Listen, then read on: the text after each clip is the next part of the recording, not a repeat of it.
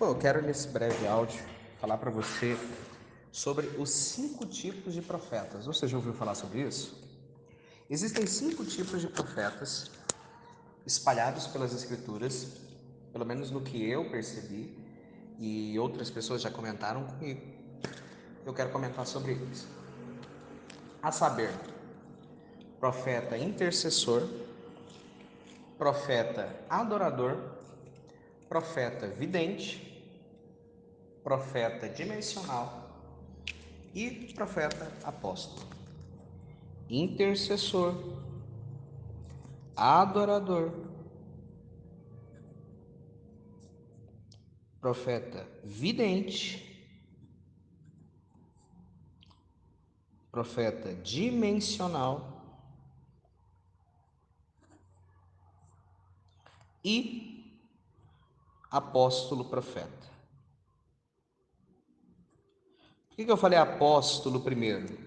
Porque o chamado apostólico envolve os 5 ministérios. Então, ele é um chamado que é mais forte do que qualquer outro ministério que venha depois dele.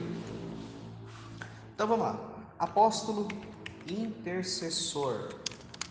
Um exemplo de apóstolo intercessor que eu posso dar para você é Abacuque.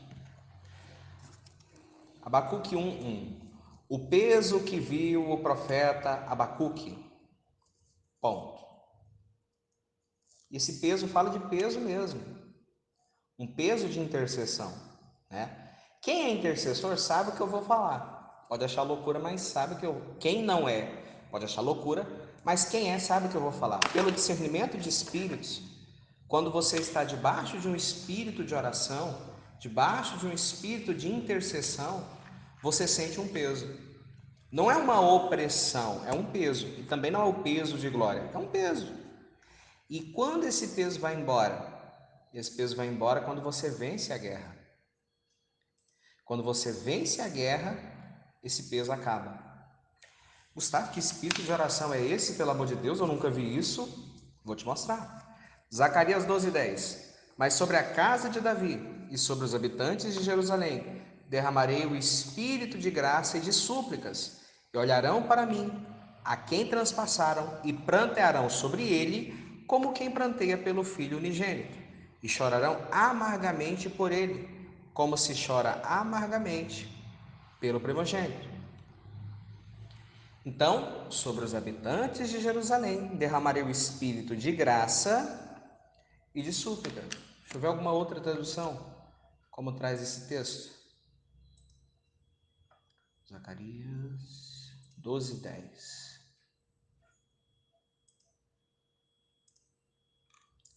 Vem a Nova Versão Internacional. E derramarei sobre a família de Davi, os habitantes de Jerusalém, o espírito de ação de graças e súplicas.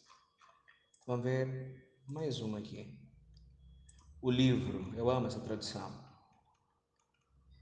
Nessa altura derramarei o espírito de graça e de oração. Veja que está tudo ligado: oração, intercessão, súplica, está ligado. Então, quando esse peso caiu sobre Abacuque, ele começou a indagar o que estava acontecendo. Eu vou ler só 2 versos aqui. Aliás, até o 4º verso assim. Até quando, Adonai, clamarei eu e tu não me escutarás? Gritar-te-ei violência e não salvarás. Por que razão me mostras, presta atenção, me mostras a iniquidade e me fazes ver a opressão? Pois que a destruição e a violência estão diante de mim, havendo também que suscite e contenda o litígio. Por esta causa a lei se afrouxa e a justiça nunca se manifesta, porque o ímpio cerca o justo e a justiça se manifesta distorcida. Então veja que o Eterno mostrou para Abacuque um peso. E esse peso era sobre o quê? A iniquidade do seu povo.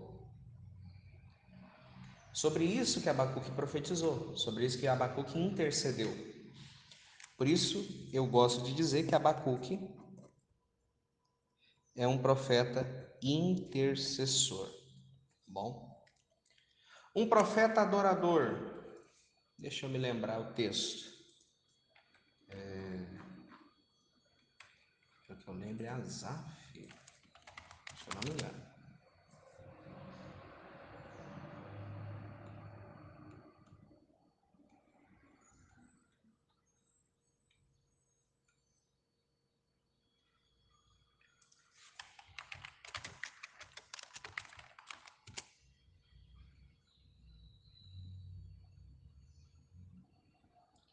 Primeira Crônicas 25:1.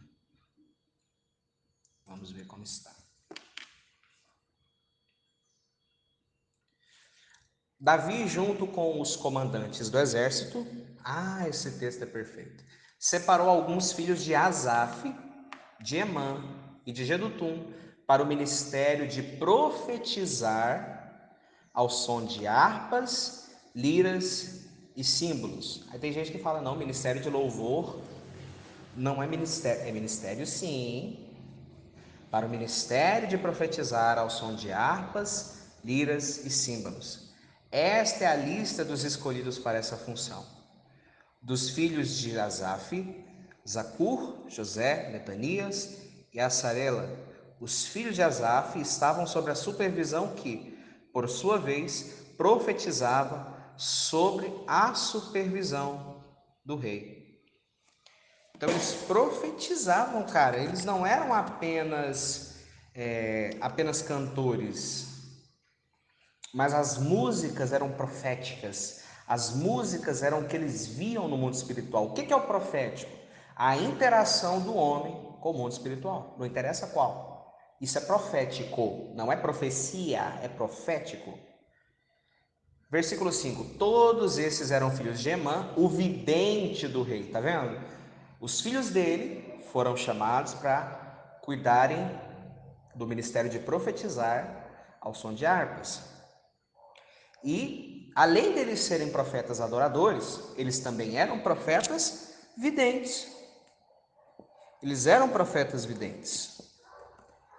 E essa foi uma capacitação que o Eterno deu a eles. Eu penso que, por serem videntes, eles tinham uma abertura maior e conseguiam se conectar aos anjos e trazer aquela mesma adoração. Esses lhes nasceram conforme as promessas de que Deus haveria de torná-lo poderoso. E Deus deu a Emã, 14 filhos e 3 filhas. Todos esses homens estavam sob a supervisão do seu pai, dos seus pais, quando ministravam a música do templo do Eterno, com símbolos, liras e harpas, na casa de Elohim. Asaf, Jedutum e Emã estavam sob a supervisão do rei, ou seja, o rei tinha 3 debaixo da supervisão deles, e esses 3 supervisionavam outros. Junto com seus parentes, todos os capazes e preparados para o ministério do louvor de Yahweh totalizavam 288. Então tiraram sorte entre jovens e velhos, mestres e discípulos, para designar-lhes as suas responsabilidades. A primeira sorte caiu para José, e beleza. Então você vê o quê? Que foi muito bem organizado quem adorava. E quem adorava não era o Zé da Roça, entendeu? Quem adorava não era o evangelista, quem adorava era o profeta. Ele estava incumbido do ministério de louvor a Yahweh. Ele quem estava incumbido. E agora temos também o profeta vidente, inclusive a gente já até entrou um pouco sobre isso.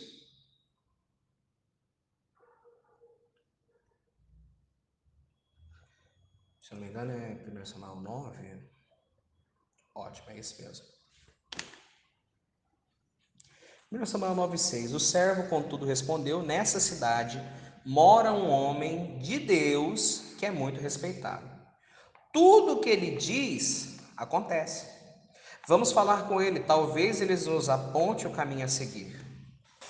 Saul disse a seu servo, 1 Samuel 9:6. Saul disse ao seu servo: se formos, o que podemos lhe dar? A comida de nossos sacos de viagem acabou e não temos nenhum presente para ofertar ao homem de Deus. O que temos para oferecer? O servo lhe respondeu: Tenho 3 gramas de prata.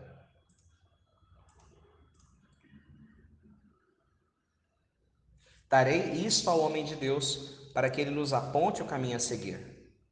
Aí o versículo 9 tem um parêntese.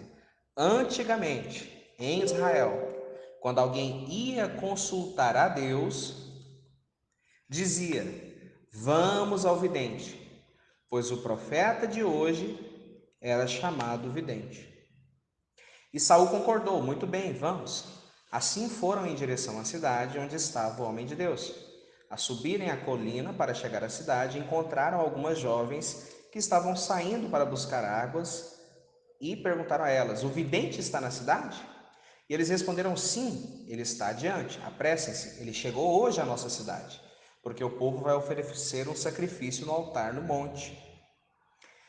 Assim que entrarem na cidade, vocês encontrarão antes que suba no altar do monte para comer. O povo não começará a comer antes que ele chegue, pois ele deve abençoar o sacrifício. Depois disso, os convidados irão comer. Suba agora e vocês logo o encontrarão. Saul se aproximou de Samuel na porta da cidade e lhe perguntou: por favor, pode me dizer onde é a casa do vidente? Respondeu Samuel: eu sou o vidente. Vá na minha frente para o altar, pois você comerá comigo. Amanhã cedo eu lhe contarei tudo o que você quer saber e o deixarei ir. Aí ele já traz a profecia. Quantas jumentas que você perdeu há 3 dias, olha para você ver a exatidão. Ele deu dia. Não se preocupe com elas, já foram encontradas. E a quem pertencerá tudo o que é precioso em Israel, senão a você e a família do seu pai? Então veja, o cara foi atrás de uma jumenta. E o profeta falou: ó, você veio atrás da jumenta que você perdeu faz 3 dias e você vai ser o rei de Israel. E aconteceu. Então, uma pessoa que ela é um profeta vidente, ela tem uma abertura muito maior para o profético do que os outros profetas, tá? Ela tem uma abertura muito grande. Por quê? Porque ela enxerga com os olhos, ela vê com os olhos. Quando eu falo com os olhos, é porque ela vê algo que é tão real para ela, que é como se fosse o celular, o computador, a TV que você está me ouvindo. Para ela é real aquilo ali. E eu falo porque eu já tive algumas visões, que a gente chama de visão aberta, né? Quando é, entre aspas, nos olhos. Quando é na mente, a gente chama de visão fechada, ou visão na mente, tanto faz.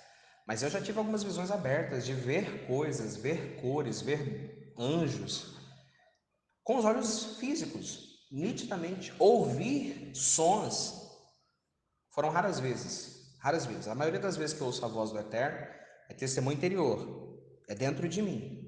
Mas tempos atrás, em fevereiro de 2021, eu estava no meio do culto e eu comecei a ouvir um coral de anjos cantando. No meu ouvido, não foi na minha mente, foi no meu ouvido. Então, quem é profeta vidente, eu não estou dizendo que eu seja, porque foram experiências, não é algo comum, corriqueiro. Ele tem uma facilidade muito maior e Deus dá para ele um poder de mente muito forte. Olha só, 1 Samuel 10,6: o espírito de Yahweh se apossará de você, e com eles você profetizará em transe, e será um novo homem. O que é profetizar em transe? Falar coisas sem sentido, falar em línguas. Por quê? Porque se fosse uma profecia comum, não seria em transe. Iria falar normalmente, ó, assim, assim, assado, vai acontecer não sei o que, assim diz o Senhor. Por que não tem nada anotado o que Saul falou? Cara, a primeira profecia é do rei. Você acha que ele não deveria falar? E você será transformado em um novo homem. Assim que esses sinais tiverem se cumprido, faça o que achar melhor, pois Deus está com você. Então, o profeta vidente, ele tem uma facilidade tão grande de ser guiado pelo Espírito, que nós que não somos, a gente fica, meu Deus, eu queria isso aí. Né? É possível desenvolver? Claro, claro que é possível, com treinamento, com busca, com oração, com jejum, impartição, transferência de unção, você consegue. né? E quando o Espírito se apodera de você, amigo, já era, já era. Então, Saul se transformou em outro homem, e ele podia fazer o que ele achasse melhor, porque Deus estava com ele. Mas aí ele tinha que fazer uma coisa: cumprir a Torá. Por quê? Porque quando ele fez algo que não era para ele fazer, ele foi rejeitado. Ele foi rejeitado. Então, existe esse tipo de profeta. Existe também o profeta dimensional. Como assim dimensional? Você não vai achar essa palavra na Bíblia, diga-se de passagem, tá? Mas o que é uma dimensão? Dimensão ela é uma experiência, um local, uma atmosfera totalmente diferente dessa nossa, né? Por exemplo, se você entra na piscina, você não consegue ficar mergulhado muito tempo. É claro, se você treinar, você passa mais tempo, mas não é tão fácil. Então, por exemplo, a pessoa que sai muito do corpo, ela está entrando numa outra dimensão. A começar pelo corpo, já não é o corpo físico, é o corpo espiritual. Então ela está entrando numa outra dimensão. Ela está vivendo algo além do comum. Está em outra dimensão. E David Rebolo, apóstolo do Chile, divide em 7 dimensões, né? Ele diz que há 7 dimensões. Eu não vou dizer as mesmas dimensões da mesma forma que ele fala, mas eu diria que as 7 são: a primeira, novo nascimento, onde você entra no reino e o Eterno começa a transformar o seu caráter. Na primeira dimensão, você já tem um fruto do Espírito, porque o Espírito veio morar em você quando você recebeu o Messias. Você foi batizado no Espírito Santo, o Espírito de Santidade, quando você recebeu o Messias. A segunda dimensão é o testemunho interior. Você ouve uma voz na sua cabeça que fala: filho, não faz isso, faz aquilo, isso é bom, isso é ruim. Ou então você se sente mal quando você pensa em fazer alguma coisa, você se sente bem quando você pensa em fazer outra. Tem a ver com testemunho interior. Na terceira dimensão, você tem sonhos. Sonhos proféticos, sonhos que tem às vezes codificados, né, com símbolos, que a gente chama de sonho onírico, às vezes totalmente literal, a mensagem do sonho literal, e às vezes um sonho lúcido, que você consegue controlar aquele sonho. É uma dimensão, é uma dimensão. É uma viagem feita dentro da sua alma, dentro de você, dentro do seu subconsciente. O quarto nível é a dimensão das visões fechadas, as visões na mente, né? Um exemplo de visão na mente, um profeta dimensional, que as suas visões eram na mente e em sonhos, é Daniel. Livro de Daniel, capítulo 7, diz assim: no primeiro ano de Belsazar, rei da Babilônia, Daniel teve um sonho e certas visões passaram por sua mente, estando ele deitado em sua cama. Escreveu o resumo do sonho e disse: na minha visão à noite, eu vi os 4 ventos, etc e tal, até aqui. Então ele teve uma visão na sua mente e sonhos passaram pela sua cabeça. A Bíblia fala assim, Jó 33:14, pois a verdade é que Deus fala, ora de um modo, ora de outro, mesmo que o homem não perceba, em sonho ou em visão durante a noite, quando o sono profundo cai sobre os homens e eles dormem em suas camas. Ele pode falar aos ouvidos deles e aterrorizá-los com advertências, para prevenir o homem de suas más ações e livrá-lo do orgulho, para preservar da cova a sua alma e a sua vida da espada. Então, o homem, quando ele se deita, quando o sono profundo cai sobre ele, ou seja, ele entra no estado de consciência diferente, porque o estado vigília, acordado, não é o mesmo estado de você dormindo. Seu cérebro trabalha diferente. Então, quando você entra em transe, quando você muda o estado da sua mente, você tem acesso às dimensões como Daniel teve.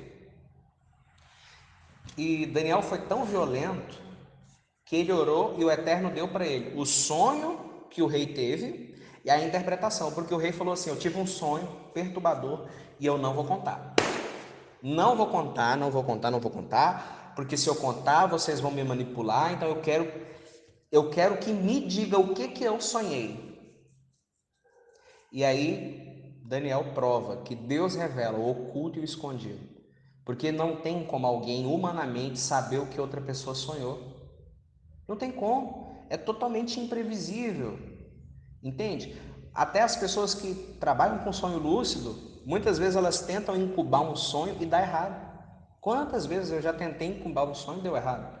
Outras vezes deu certo. Então, isso mostra o quê? Que Deus tem esse acesso. E Daniel entrou dentro da dimensão onde ele teve acesso ao sonho e à interpretação.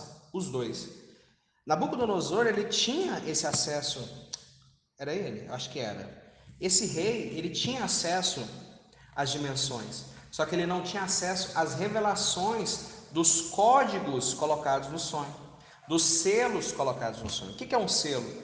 O selo é para que nem todo mundo que leia entenda, nem todo mundo que ouça compreenda, nem todo mundo que veja perceba. O selo vem para que aquilo seja dado apenas a quem pode ser dado. Não é dado a todo mundo, é dado a quem pode ser dado.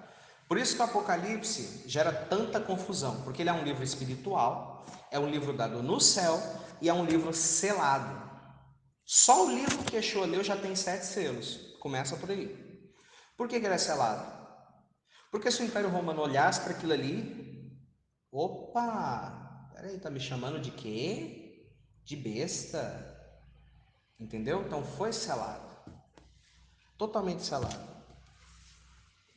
E aí, a quinta dimensão já é a dimensão que os videntes andam. É a dimensão de você ver com seus olhos físicos, né? Também é a dimensão do tato espiritual. Principalmente a sexta já é mais forte. O tato espiritual, o arrebatamento em espírito. Eu não sei que nome que isso daria biblicamente, vou chamar de clarividência viajoura. Quando em 2 Reis 5:26, o profeta Eliseu fala assim: não foi contigo o meu coração? O cara viu o que estava acontecendo na dimensão física, longe de Geazi, totalmente longe, e ele viu o que aconteceu. E a sétima dimensão, ela é uma dimensão mais elevada, que é a dimensão de arrebatamento corpóreo. Todo mundo fala que João foi arrebatado em espírito, mas não. A palavra no grego para arrebatamento em espírito é harpazo. A palavra que João usou é dinomai. Eu não sei se eu estou falando certo, mas estou falando como se escreve, né? Como se translitera. E o dinomai, cara, é como uma deixa de teatro, né? Alguém faz alguma coisa e dá a deixa para que outra pessoa apareça. Então, quando João diz estava eu em espírito, é como se ele dissesse, cara, eu apareci lá. Ele foi com o corpo e tudo. Claro, teve momentos onde ele foi arrebatado pelo Espírito, como por exemplo Apocalipse 4. Tem como voar com o corpo físico?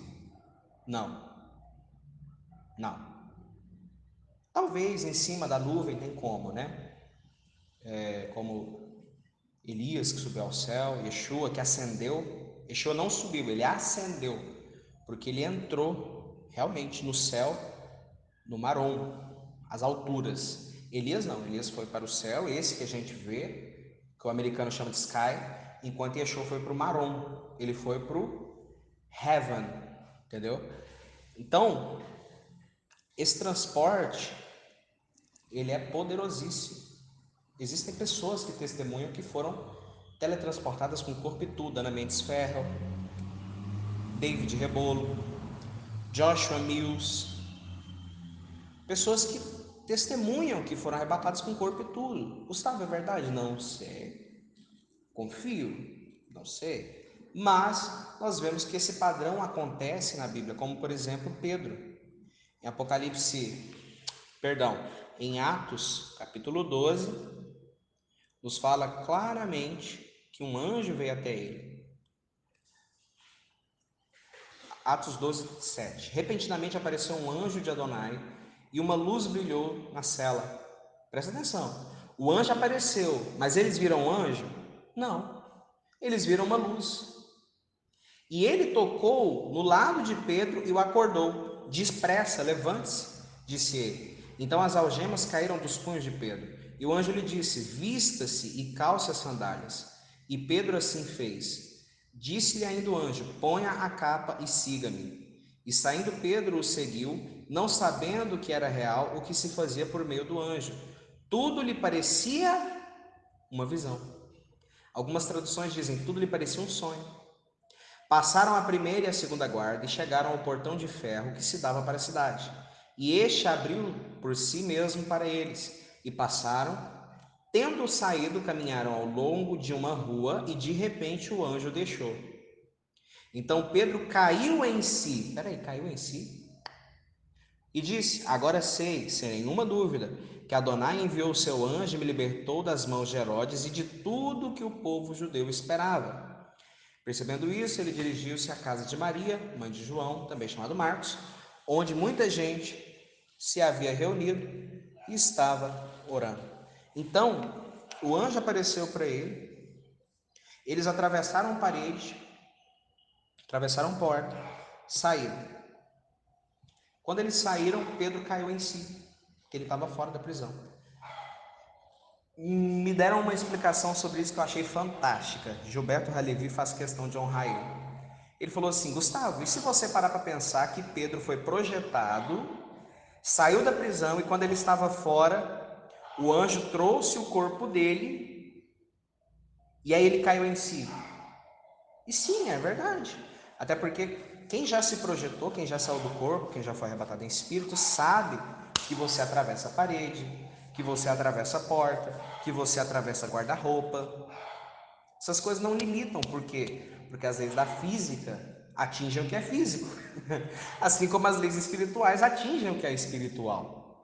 Então, pode ser, não estou batendo martelo, que o Eterno arrebatou ele em espírito, esse anjo veio, apareceu como uma luz, arrebatou Pedro em espírito.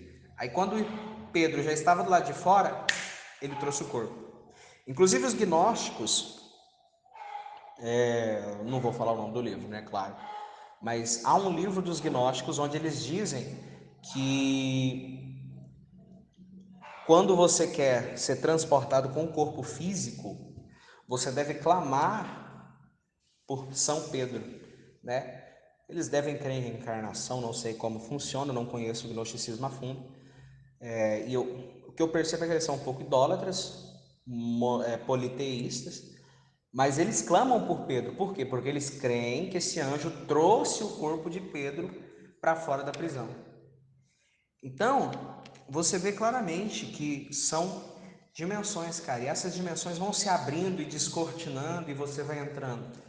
Claro, existe a dimensão onde você está e existe a dimensão que você experimenta. Eu já experimentei, eu não diria que ser transportado com o corpo e tudo, mas eu já experimentei sair para um lugar que eu demoraria meia hora para chegar lá, a pé, e chegar em 10 minutos, sem correr, porque não tinha como correr, era uma subida, um morro. Já experimentei isso inúmeras vezes indo para a escola, principalmente na época que eu tinha depressão, que eu fazia tudo me arrastando, era tudo difícil. Eu me lembro claramente que teve um dia onde eu saí tal hora e cheguei muito mais cedo. Muito mais cedo. Por quê? Porque alguma coisa o Eterno fez e eu cheguei lá mais cedo. Se eu fui teletransportado, o que eu acho que não, até porque eu não senti, não sei. Se ele segurou a hora, também não sei. Só sei que eu cheguei mais cedo. Mas isso acontece sempre? Não. Não. Já saí do corpo algumas vezes. Isso acontece sempre? Não. Já tive visões abertas. Isso acontece sempre? Não. Tenho visões da mente. Isso acontece sempre? Sim. Isso quer dizer que eu estou em qual dimensão? Na quarta dimensão. Assim como você vai ver o que é mais frequente, o que é mais comum. A partir disso, você vai saber em qual dimensão você está. Está bem? E o profeta apóstolo é o carinha abençoado, homem de Deus, que ele também é profeta.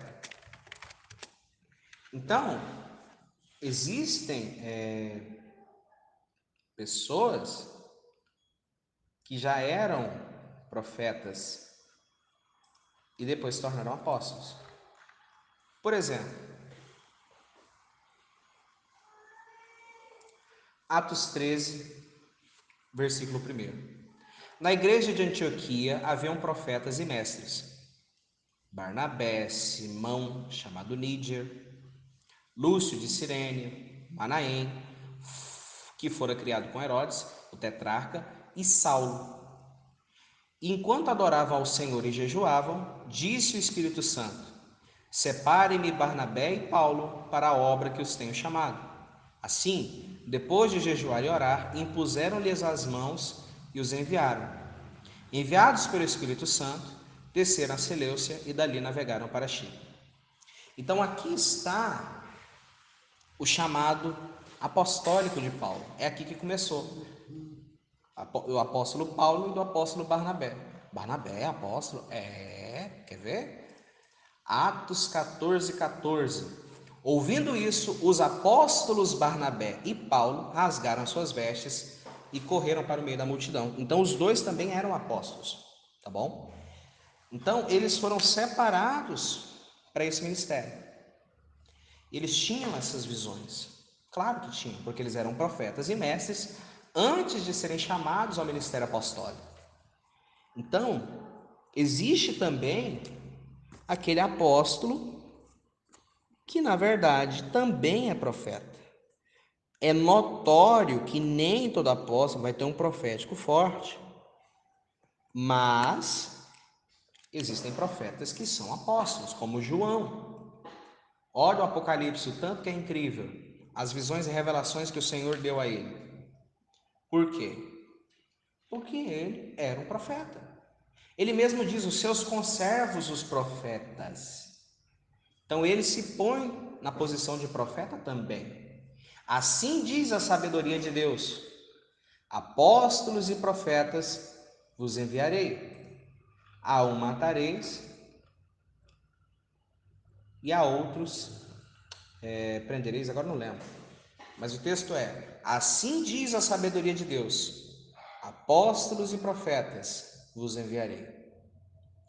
Então existem-se apóstolos, existem-se profetas para os dias de hoje, porque quando Yeshua falou isso, ele falou depois de ter escolhido os 12, depois de ter enviado os 70. Então tem outros além dos 12 e dos 70. Barnabé era apóstolo, Paulo era apóstolo e Paulo veio depois dos 12. Paulo não era os 12, dos 12. Já vi muita gente falando, não, mas apóstolos são só os 12. Cadê Matias?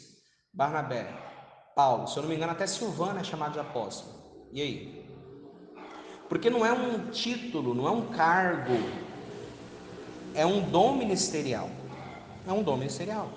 Agora, é um dom que todo mundo tem? Não. É um dom que qualquer um vai pegar nele e vai começar a ser apóstolo? Não. A pessoa precisa ter também um chamamento para receber esse dom. Não adianta. Se você tem um chamamento evangelístico, talvez você ainda não tenha o dom bem desenvolvido, mas você tem um chamamento evangelístico, não queira ser pastor, vai dar problema. Não é o seu chamamento. Por isso que nós temos que focar nos dons mais fortes. Porque exceto o apóstolo, ninguém vai operar os 9 dons assim, na plenitude. Não. Cada um precisa estar no seu chamado. Então, essa breve palavra foi para explicar sobre os 5 tipos de profetas.